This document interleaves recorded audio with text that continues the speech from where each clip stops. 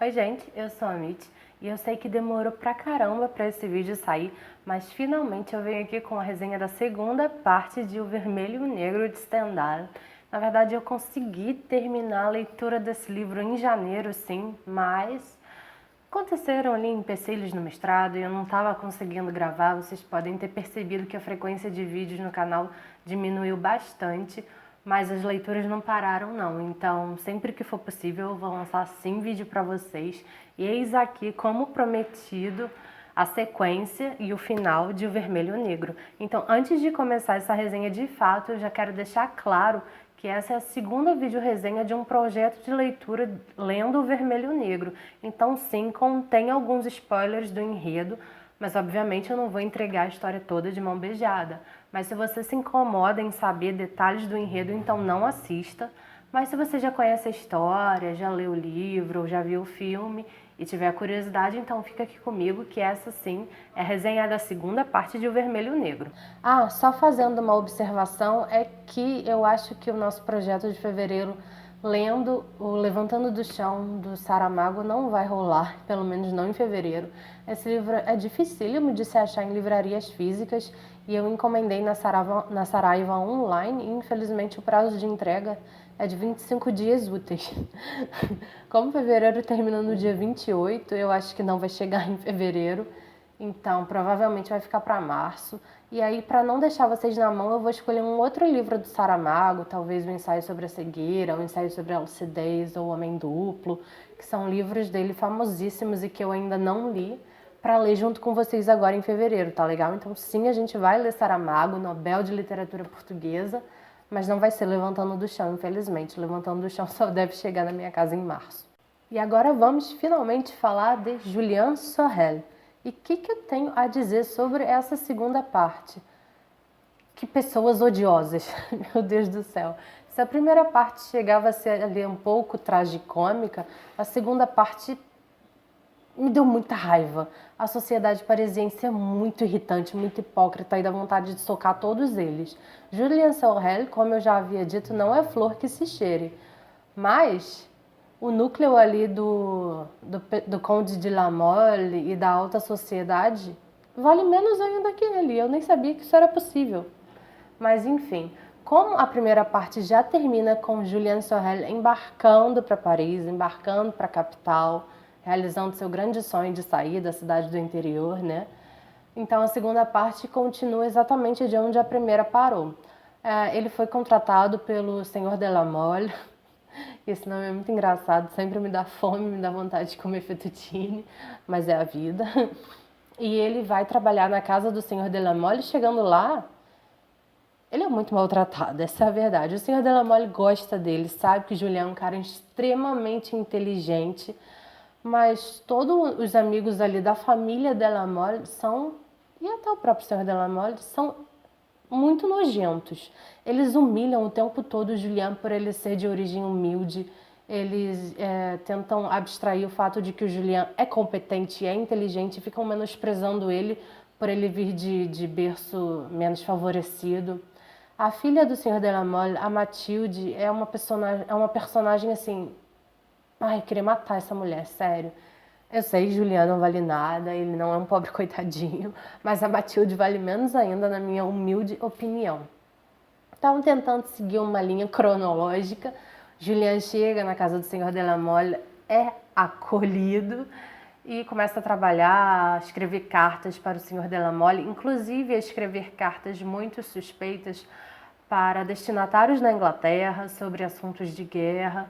Lembrando que essa segunda parte são os acontecimentos bem precedentes à Revolução de Julho. Então, logo depois que o livro se encerra, eclode a Revolução. Então, vocês já podem imaginar o conteúdo das cartas que o Senhor de la Mole enviava. Ele não era nada confiável.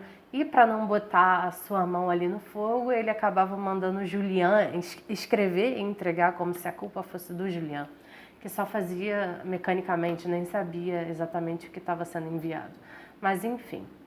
E aí nós temos, nessa segunda parte, me parece que é muito mais romance, talvez um pouco forçado, do que na primeira parte. Aí o Julian logo se interessa pela beleza da Senhora de la Mole e, obviamente, pelo título dela. que é a Mathilde. Ela é super jovem, ela é mais ou menos ali da idade dele, é rica e muito bonita. Só que ela menospreza ele o tempo todo. Ela seduz ele e quando ele cai na lábia dela, ela menospreza. Sai daqui, seu pobretão. E fica nesse jogo de morde e assopra o tempo todo, porque ela se interessa sim pelo Julian, não só pela beleza dele, mas pela astúcia dele. E ela sempre atrai ele e joga fora, atrai e joga fora. E não só ela faz isso, mas toda aquela sociedade, os amigos dela fazem isso, mandam ele se colocar em seu devido lugar porque ele não pertence àquele lugar, ele não é ninguém, ele não tem classe. Então a verdade é que o Julian nunca foi amado, essa é a verdade. Então sim, ele é bem frio, ele é bem cético, ele é bem calculista, mas ele também nunca foi tratado com amor, então talvez dê para entender o lado dele. Ele não é nem um pobre coitado, ele não é inocente nem mocinho, ele é protagonista, mas não é mocinho, lembrando, deixando isso bem claro. Mas, sei lá, talvez eu só seja fria o suficiente para entender o lado do Julian. Muita gente odeia o Julian com todas as forças, muita gente detesta esse livro porque eu acho o Julian um grande sacana, mas eu acho que eu compreendo. Então, não sei, não me julguem. E aí, nesse jogo de morde e assopra, o Julian acaba conhecendo um nobre russo.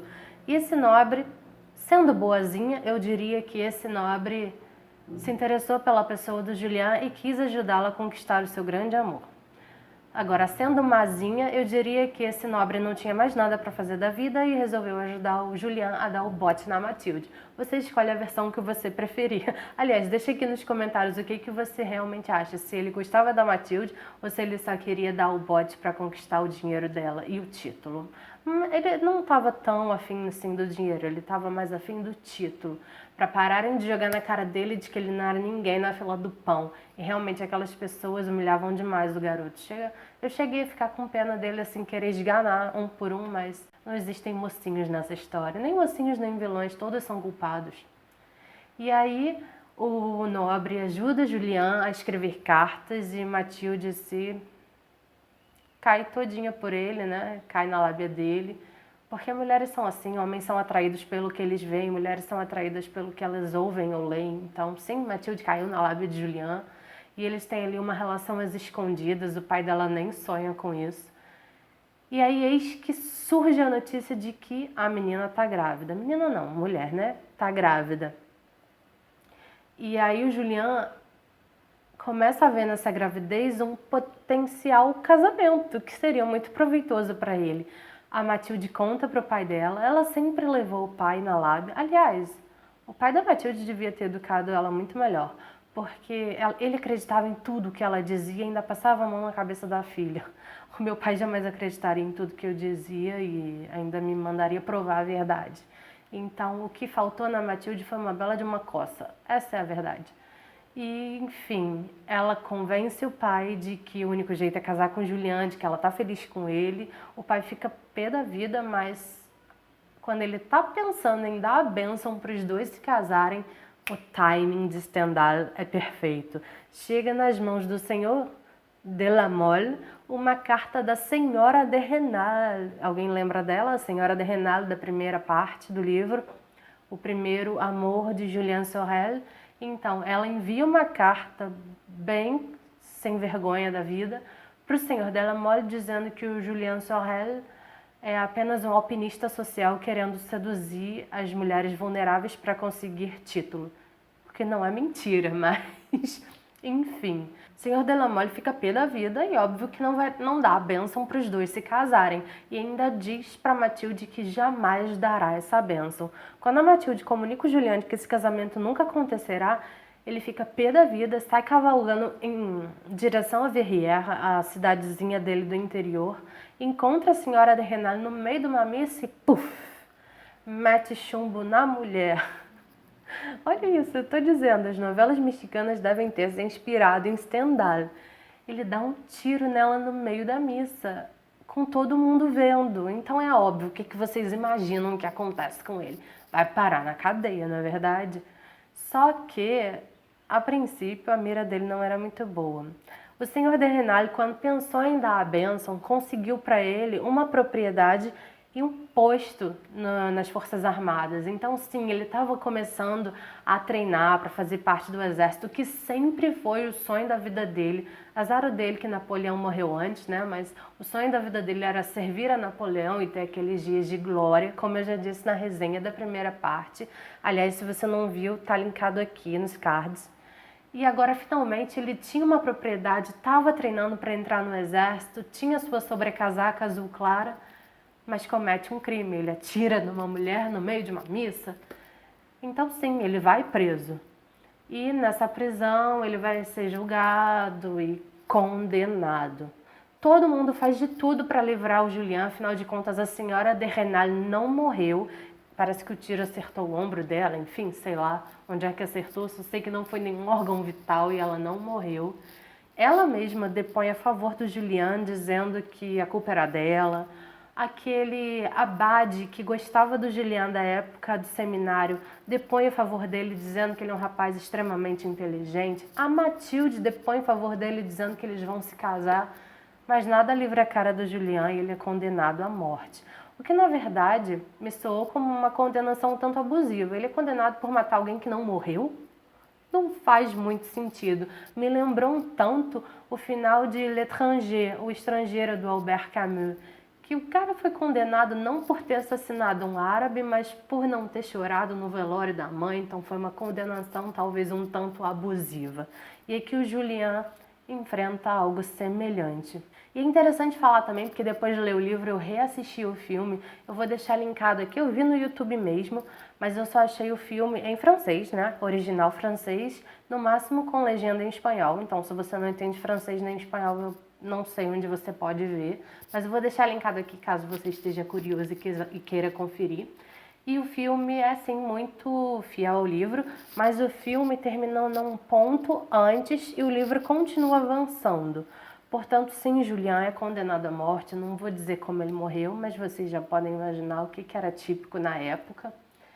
E depois que ele morre, a senhora de Renal não suporta, porque ela escreveu aquela carta porque ela ainda era apaixonada por ele e não podia imaginá-lo se casando com outra mulher. Tanto que ela o visita na cadeia e pede perdão a ele pede perdão a ela. Enfim, o fim desses dois aí é um tanto quanto trágico. E Matilde, né, que tinha interesses próprios, resolve dar uma de recatada e do lar e se vê fiel ao cadáver do seu pretendente. O final da Matilde é meio nojento, eu não vou dizer exatamente. Aliás, se você ler o livro, comenta aqui embaixo. Inclusive, o desfecho da história da Matilde é muito interessante porque se mistura com a história real da Marguerite de Navarra, que acaba por chorar sobre o cadáver do seu amante. E eu não vou entrar em mais detalhes desse final trágico, bombástico, porque sim, o desfecho é bem pum na nossa cara. E a escrita do Stendhal é sensacional. E o que vocês acharam dessa história? A verdade é que eu acho que o Julian foi condenado não por ter matado uma mulher que nem morreu, nem por ter seduzido fulano de tal, mentido para cicrano. Eu acho que ele foi condenado mais por sonhar, por ousar ser um jovem sem berço que queria ascender socialmente na sociedade parisiense. E isso era inadmissível para a época. E vocês, o que acharam desse livro? Eu achei sensacional. Essa segunda parte é bem mais vral, assim, na nossa cara. A narrativa corre bem mais intensamente. Não há nenhum mocinho, mas também não sei se há vilões. É um livro que mostra a sociedade como ela é. E a escrita do Stendhal me remeteu muito à escrita do Balzac, que eram ali contemporâneos. Então, se você gosta de realismo assim, pá, na cara da gente, você vai adorar esse livro. Eu não sei se eu vou fazer um vídeo comparando o livro com o filme, porque, como eu já disse, o filme é bastante fiel. Tem algumas cenas que não existiam no livro tem algumas cenas que não existiam no filme, mas o enredo, de modo geral, é muito fiel ao livro, sendo que o filme termina na condenação do Julian, não vai até o fundo do poço, né? Mas é muito, muito, muito parecido com o livro. Eu não sei se tem algum lugar para assistir com legenda em português ou em inglês. Como eu já disse, eu só achei em francês, no máximo com legenda em espanhol. Mas se vocês souberem, deixem aqui nos comentários para mim. E só remetendo aqui a revistinha que veio junto com o livro, porque essa é uma versão da tag Experiências Literárias, é que o mais legal de tudo é que essa história foi baseada em fatos. O Stendhal não tirou isso de nada. E está escrito aqui na revistinha, que aliás é sensacional. Olha como a revista é sensacional. Aqui conta um pouco da história do Stendhal. E a história dele se mistura muito com a história do próprio Julian. Não que ele seja mau caráter, mas por esse amor à campanha napoleônica que ele também compartilhava.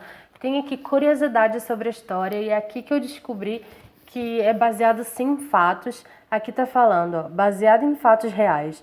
A história de Julien Sorel foi inspirada em um caso divulgado nos jornais da época. Antoine Barthé, filho de um pequeno artesão, teve um desfecho parecido ao do jovem Sorel. Eu não consigo escrever um diálogo de substância e energia a menos que eu sinta que ele é verdadeiro.